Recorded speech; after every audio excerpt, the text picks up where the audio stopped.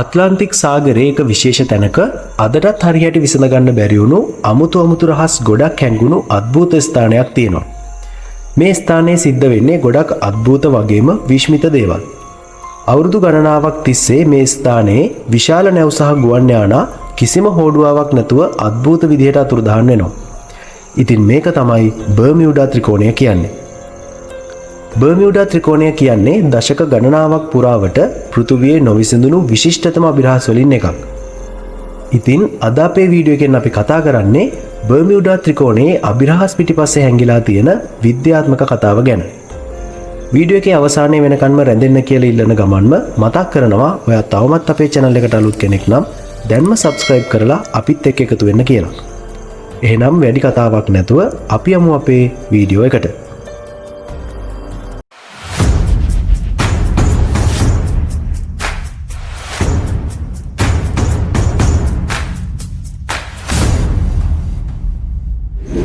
බර්මියුඩා ත්‍රිකෝණය කියන්නේ ෆ්ලොරිඩාවේ මියාමි ඉඳන් බර්මියුඩා දක්වා සහ පුවර්ටෝ රිකෝ දක්වා විහිදෙන ත්‍රිකෝණාකාර සාගර ප්‍රදේශයකට.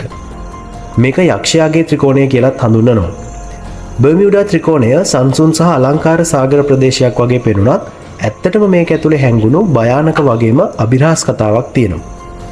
ඉතින් බර්මියුඩා හෙවත් යක්ෂයාගේ ත්‍රිකෝණය ජනප්‍රිය කතාබහක් වෙන්න පටන් ගන්නේ 1990 ගණන් වලින් පස්සේ.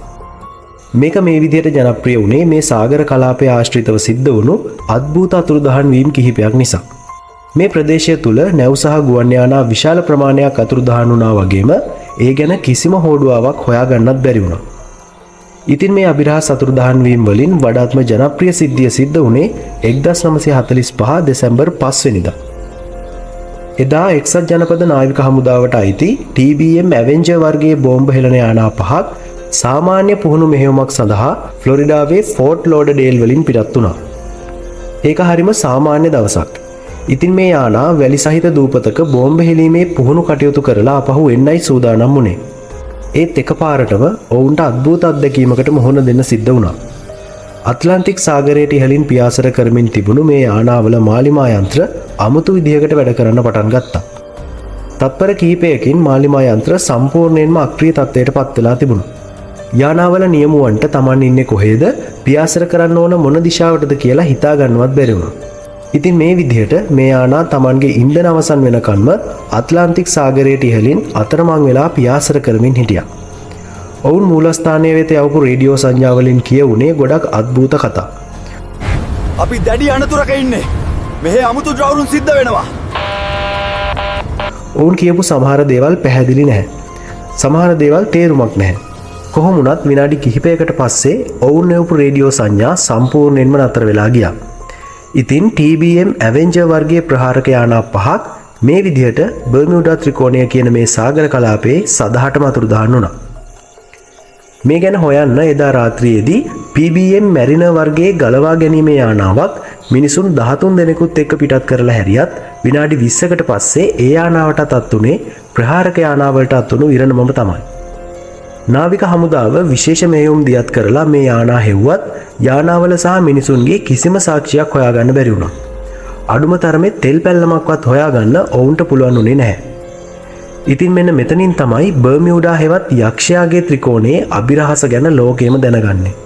මේ අභිරහස් ත්‍රිකෝණය ගැන මිනිසුන්ගේ අවධානය තවත් යොමු වෙන්නේ 1918 අවුරුද්දේදී USS සයික්ලොප්ස් කියන ඇමරිකානු නාවික ගුවන් හමුදා නෞකාව මගින් 306 දෙනෙකුත් එක්කම කිසිම ආපදා සංඥාවක් යවන්නේ නැතුව මේ කලාපයේ අතුරුදහන් වීමත් එක්ක මේ නෞකාව ගැනත් කිසිම හෝඩුවාවක් හොයාගන්න බැරි වුණා.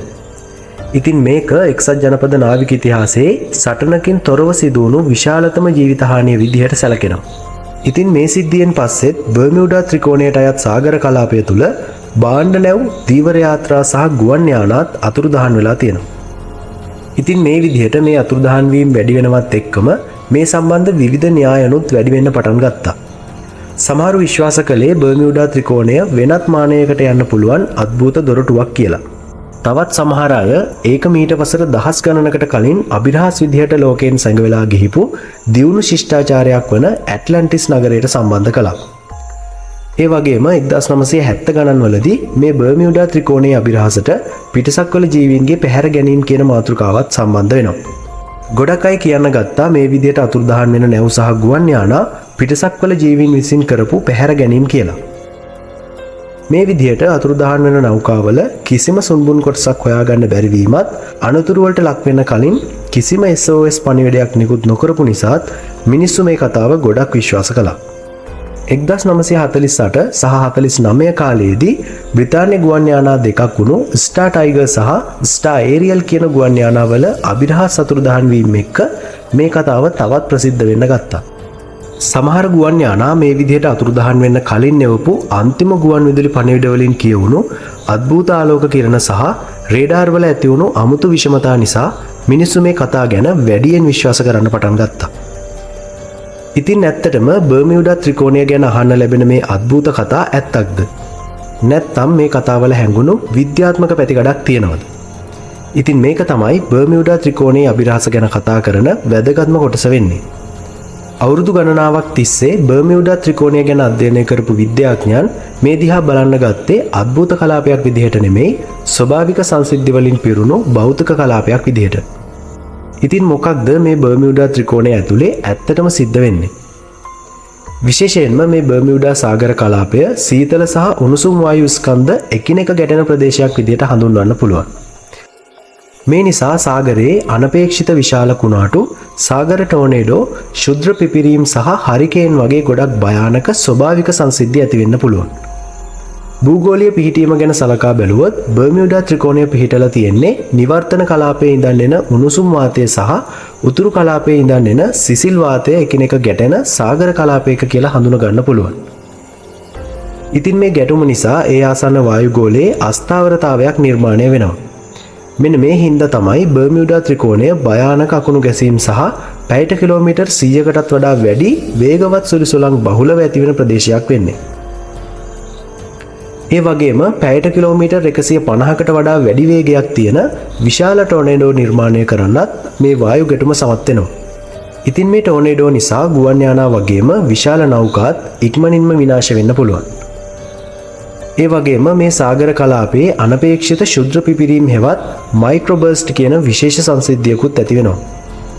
ඉතින් මේකෙදි සිද්ධ වෙන්නේ කුණාටු වලාකුළකින් හදිස්සියෙම වේගවත් සුළං ධාරාවක් සාගරයට ඇද වැටීම. ගිගුරුම් සහිත වැස්සකදී වාතය අධිකව සිසිල් වුණාම ඒව විශාල වායු කන්දක් වගේ පහළට කඩන්න වැටෙනවා. මේකෙදි සාමාන්‍යයෙන් පැයට කිලෝමීටර් 200ක විතර වේගවත් ප්‍රබල සුළඟක් ඇති කරනවා. ඉතින් ඇත්තටම මේක අඩු උන්නතාංශයකින් පියාසර කරන ගුවන් යානාවලට ගොඩක්ම අනුතුරුදායක දෙයක්. ඒ වගේම සාගර ජලයේ මීටර් ගණනාවක් උස රැලි ඇති කරන්නත් මේකට පුළුවන්. ඒ විතරක් නෙමෙයි බර්මියුඩා ත්‍රිකෝණය ඇතුලේ පැයට කිලෝමීටර් 150ක විතර වේගයක් තියෙන හරිකේන් පවා ඇති වෙනවා. ඉතින් මේ නිසා මුහුදු රළ මීටර් 10ත් 30ත් අතර උසකට ඇති වෙන්න පුළුවන්. ඉතින් හිතන්න මේ වගේ විශාල රැල්ලකට අසු වෙන නැවක් විනාශ වෙන්න තියෙන සම්භාවිතාවය කොච්චර වැඩිද කියලා. දැන් ඔයා කල්පනා කරනවා ඇති බර්මියුඩා ත්‍රිකෝණයේදී යානාවල මාලිමා යන්ත්‍ර පිස්සු නටන්න ගන්නේ ඇයි කියලා. ඉතින් ඒකට හේතුව තමයි මේ ප්‍රදේශයේ තියෙන චුම්බක විෂමතාවය. ඇත්තටම මේ ප්‍රදේශයේ චුම්බක ක්ෂේත්‍රය වැඩ කරන්නේ ගොඩක් වෙනස්ම විදිහකට. මේකෙදී මාලිමා යන්ත්‍ර සමහර වෙලාවට චුම්බක උතුර වෙනුවට සැබෑ උතුර පෙන්눔 කරනවා. ඇත්තටම මේක ගොඩක් පොඩි දෝෂයක් වුණත් ඒකෙන් ගුවන් යානාවක් හෝ නෞකාවක් නොදැනුවත්වම කිලෝමීටර් දහස් ගණනක් ඒවායේ ඇත්තම මාර්ගයෙන් ඈත් කරනවා. කොහොම වුණත් වර්තමානයේදී පාවිච්චි කරන නවීන GPS සහ චන්ද්‍රිකා දත්තවලට මේ අවුල සම්පූර්ණයෙන්ම නිවැරදි කරන්න පුළුවන්. ඒ නිසා වර්තමානයේදී නම් ගුවන් යානාවලට බර්මියුඩා ත්‍රිකෝණයේ චුම්බක විෂමතාවයෙන් කිසිම ප්‍රශ්නයක් වෙන්නේ නැහැ. ඒ වගේම බර්මියුඩා ත්‍රිකෝණයේ විද්‍යාත්මක ඇත්ත ගැන කතා කරද්දී මුහුදු පතුලේ ඇතිවන මීතේන් වායු බුබුලු කියන සංසිද්ධියත් ගොඩක්ම වැදගත්.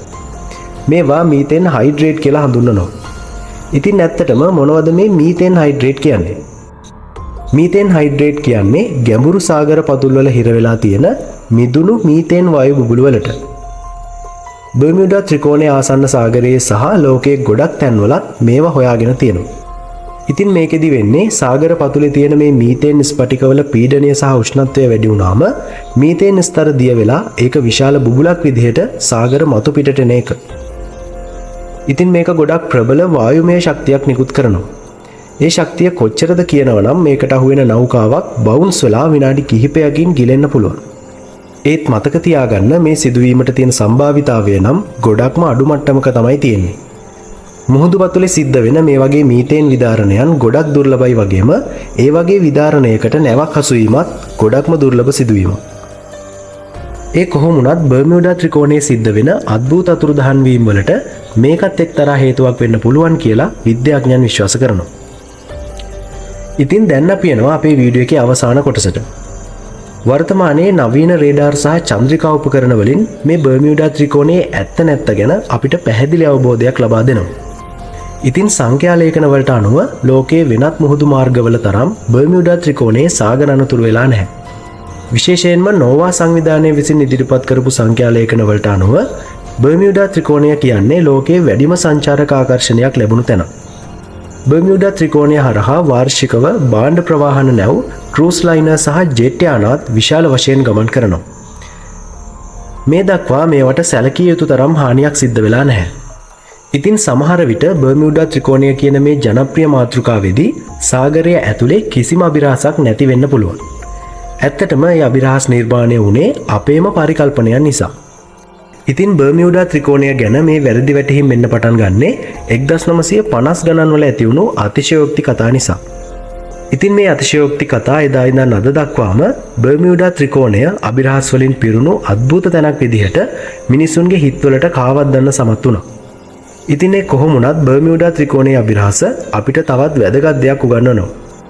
ඒ තමයි විද්‍යාවටත් හරිහැටි සනාථ කරගන්න බැරි වුණු විශ්මිත දේවල් මේ සාගර පතුලේ තවමත් හැංගිලා තියෙනවා කියන එක. ඉතින් මේ දේවල් වලට පුළුවන් කුතුහලයෙන් පෙළෙන මිනිස් මනස විශ්මිත පරිකල්පනයකින් පුරවන්න. ඉතින් මෙන්න මේක තමයි බර්මියුඩා ත්‍රිකෝණය හෙවත් යක්ෂයාගේ ත්‍රිකෝණය ඇතුලේ හැංගුණු විද්‍යාත්මක කතාව වෙන්නේ. මං විශ්වාස කරනවා අද වීඩියෝ එකනොත් ඔයා වැදගත් දේවල් ගොඩක් ඉගෙන ගන්න ඇති කියලා. ඒ වගේම අද වීඩියෝ එක ගැනත් ඔයාට අනිවාර්යයෙන්ම කියන්න දෙයක් ඇති. ඉතින් මේ අදහස් පහලින් කමෙන්ට් කරන ගමන්ම වීඩියෝ එක හොඳයි නම් වීඩියෝ එකට ලයික් කරන්නත් අමතක කරන්න එපා. ඉතින් තවත් දවසක හමු වෙන බලාපොරොත්තුවෙන් අදට අපේ වීඩියෝ එක අවසන් කරනවා. ඔයාලා හැමෝටම සුබම සුබ දවසක් වේවා.